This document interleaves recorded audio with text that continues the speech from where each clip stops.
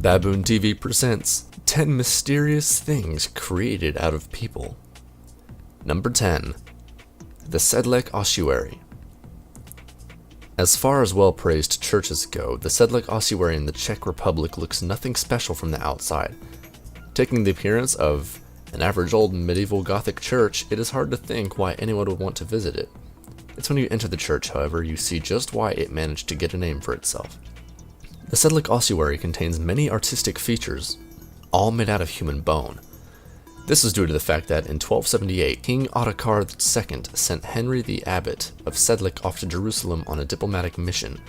Before he returned, Henry managed to bring back some soil from the Holy Land and blessed Sedlec Ossuary with it. This caused the church to be very hot and a trendy place to be buried in. With a lot of rich people approaching Sedlec to have their bodies stored in the Holy Church, the abbot's blessing caused a total of 30,000 people to approach the church with their burial request, including plague victims and casualties of the Hussite wars. The count got so high that they had to make a separate crypt to store the corpses. There were so many bones lying about, it was decided that something had to be done. František Rint was employed for his woodcrafting skills to make something better out of the piles of bones the church had within it. Who knows what the commissioner had in mind for Rint to make? But he had his own ideas, making crafts from chandeliers to coats of arms from human bones. You can get a tour of the Sedlec Ossuary, but expect a lot of bone puns from the guide. Number 9. Jewelry. There are plenty of reasons to brush your teeth. If you're careless about the general health of your body, you'll probably care more for the financial troubles of having your teeth fixed. If you want a little more encouragement, however, perhaps consider your teeth being sold as jewelry one day. Artist Polly Vanteglas, like most jewelers, enjoys making rings. And unlike most jewelers, she decides to skip the diamond or opal on the top, choosing instead to put a dentist's dream as the jewel of the piece. As for why she made this decision, official Vanteglas website states this as her motive. When attached to the body, we praise hair and teeth that adhere to the rules. They are key sites where body beauty is defined. Yet when they are shed, their meaning and value undergoes a dramatic transformation. Vanteglas explores this transformation in meeting and uses it to destabilize ideas about beauty. Number 8. A lyre. If you have a problem with getting music out of your head, this is probably not the best way to go. Kept within the Metropolitan Museum of Art is one of the most grisly ways to make a musical instrument, to say the least. Dating back to the 19th century, it was believed that the lyre made out of a human skull came out of South America, but was eventually relocated to potentially coming from Central Africa. Nothing in the history books dictate how the lyre came to be. No tribes or traditions held the idea of a lyre made from a skull, but given the antelope horns attached, it's more likely that it was a craft tradesman trying to cash in on the then limited knowledge of the world, by saying it was from some ferocious monster.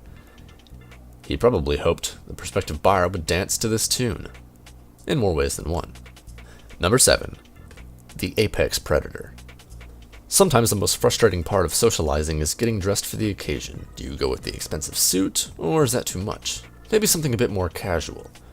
Surely all of your problems would be solved if you knew you had a suit made out of human hair in your wardrobe. The Apex Predator suit, listed by Frantic and Young, is a black suit made out of entirely of human hair. If that wasn't enough for you to rush out and buy one, the shoes that come with it has their soles lined with dentures. And the suit itself sports eyeballs on the front for decoration. Don't worry though, the eyes are made out of glass. So why did they do it? Young himself explained his rationality. The concept of all of our work is mixing Darwin's ideas and theories of evolution and putting them into a sort of supernatural context, which is a contradiction, but contradictions create tensions, and tensions create ideas. It's really like nature and supernature put together. Number 6. Various household items. Getting all the utensils you need to live in a new home can be a huge hassle. You need to get the pans, some cutlery, some furniture, toiletries. It can take one mammoth shopping trip to get them all. Why go through all of that? However, when you can use something a lot closer to home. This is the thought process that went through the minds of a pre-Aztec civilization residing in the ancient city of Teotihuacan. When somebody died, the citizens quickly descended using stones as knives to part the flesh from the much desired bone. It was essential to get the bone as quickly as possible, before the bones became so brittle that they would be unusable for bone crafting. Once obtained, the bones would be crafted into all kinds of household items, such as spatulas and buttons. Number 5. Jipe Totek priest ritual clothing. If you ever find yourself being asked to help perform a ritual for Jipe Totek priests, perhaps leave your Sunday best at home, and leave whoever asked you while you're at it. Jipe Totek is the name of a god worship in Aztec times. He seemed like a decent enough fellow. He cured sicknesses, took care of the season of spring, supported the people in times of war, and helped young males transfer through into adulthood. When you realize that the period of March dedicated to worshipping him was called... I can't pronounce that. Basically meaning the act of flaying men, you can see why the people who worshipped this god made this list. Preparing these suits for the priests wasn't a pretty tale. Jipe Totek favored gladiatorial sacrifice, probably because he was a supporter of fighting people to solve problems. Captives of war had one of their feet tied to a stone and given a mahaquim. Maquahim, I can't pronounce that. It's a type of saber. To defend themselves with, except whoever was in charge of outfitting would make the unfortunate accident of making the sword out of feathers rather than normal obsidian. Somehow the same mistake would not have been made for the gladiators who were armed with proper swords. Those who fell while trying to fight with the weaponized version of a pillow fight had their skins flayed and worn by priests to symbolize corn bursting from a dead husk. Ew. Number 4.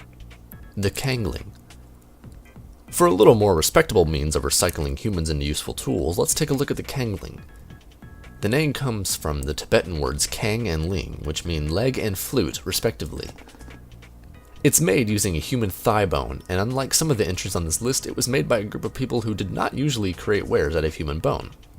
Because of this, when something was made out of a human bone, it was not done so without care or respect. And due to this, a kangling made from a human bone was a sacred instrument. Not just anyone can offer up their bones posthumously to be made into a kangling. Someone free from worldly stains makes an ideal vessel, and those who died from diseases or a simple accident need not apply. Taking the bone from the right leg meant the end result was infused by male energy, regardless of the gender or specimen. The left leg was for feminine energies. You wouldn't play as if you were trying for band practice either. Because of its reverence, the only time you'll see a kangling played is during a chod ritual. It serves both as a reminder of mortality, and it produces a tone that startles us into wakefulness. Number 3. A model of Tiananmen Square. Going into the business of modeling can be a daunting task. First of all, you have to work out what exactly you're trying to model. Then, what material should you make it out of? Something cheap, yet easy to create objects with, or something more expensive and luxurious? One man decided to use the stuff that was lying around his feet, quite literally. If you've ever had your hair cut by a Beijing hairdresser by the name of Huang Jin, you probably expected that he swept your clippings away to wherever hairdressers get rid of the stuff. It turns out, however, he had bigger plans. After collecting hair for months and spending just over $71 on hair dye, Huang Jin made a replica of buildings around Tiananmen Square. With the Gate of Heavenly Peace finished, Huang Jin got to completing the rest of the features before the 60th anniversary of Communist China's founding, back in 2009. As much as he gained some disdain about his art from his customers, he hoped that he could expand the business of hair modeling. I am planning to do portraits of customers using their own hair. From a haircut, I would get both short and long hair, so technically I would be able to make flat works that would, for example, resemble photographs, he said. Number 2. Head casts. Having the blood rush to your head is an uncomfortable feeling, but one artist made an entire art piece around it. Artist Mark Quinn once decided that what the world needed was a bust of his own face as an art piece. People would usually make self-busts out of stone or marble, but Mark decided to put himself into his own work. Over the span of 5 months, Mark collected the material he needed for his busts, his own blood.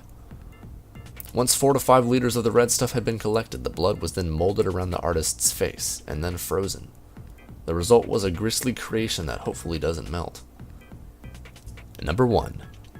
Des Destiniers de la Mer. People are often in two minds as to whether they should get the hardback or softback version of a book. It's a guarantee, however, that some kind of binding used for Des Destiniers de la Mer is something you won't see as an option on Amazon. The book, whose name translates to Destinies of the Soul, a book about spirituality and the human soul. The words within are only accessible if you dare touch the covering the book has, as the book has been confirmed in 2014 to be bound in human skin.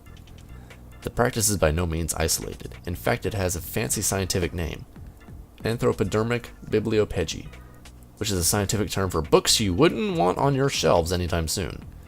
It was a quote-unquote common practice between the 16th and 19th century, where people had an interest, and that word is used very loosely, in making books out of one another. And we don't mean biographies.